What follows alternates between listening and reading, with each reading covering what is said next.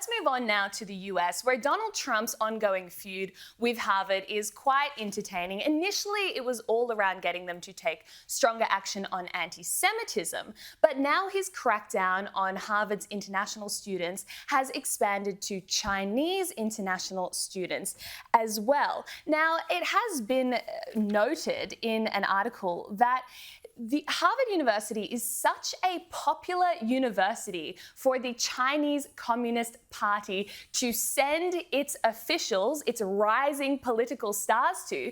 It's even been named the party school. Many senior CCP officials, including former VPs, members of the Chinese Politburo, and even Xi Jinping's own daughter have gone to Harvard University. So that raises some significant concerns. It's also deeply concerning when you think about the number of international research collaborations between the US and China, also Australia and China, and the potential access to sensitive information that the CCP may be getting through our universities. I just find that particularly shocking, and it's a problem we have here in Australia as well, because the reality is the fees for international students at Western universities are so high that really only the elites of Chinese society can afford to send their kids to Western universities. But then the next question is, who are the elites of Chinese society?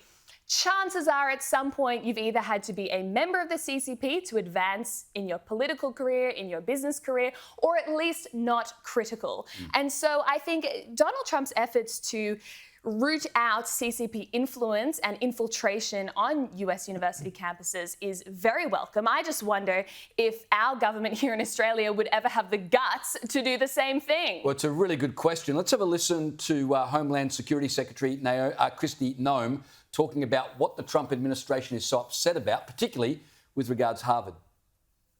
They've allowed their students to participate in activities that are paramilitary activities and supported them and feeding information back to our enemy, which is Communist China.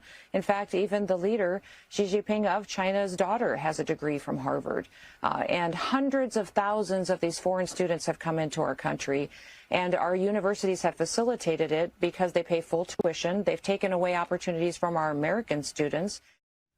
And the universities have asked for this, haven't they, Freya? Because they have been given opportunity to do something about anti-Semitism, about discrimination, about woke ideology that they continue to perpetuate, and about the Chinese influence. And on every point, they've declined to take any action. Famously, the former president of Harvard University, Claudine Gay, said that calling for Jews to be killed was probably wrong, depending on the context. Well, no wonder the Trump administration has had to step in. I just think we've found out over the last couple of years that universities are ground zero for a lot of the ills that are besetting Western culture.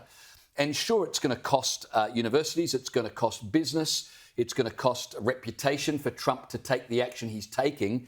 But you either pay now or you pay later. And Trump has just decided at some point we've got to deal with foreign influence in our nation being imported by universities without regard for what it's doing to the social fabric, let alone to national security. So he said, we'll pay the price now, we'll deal with it. And that's what he's doing. I take your point. I think it's something that the Australian government, I don't think they will, but the Australian government could have a look at as well.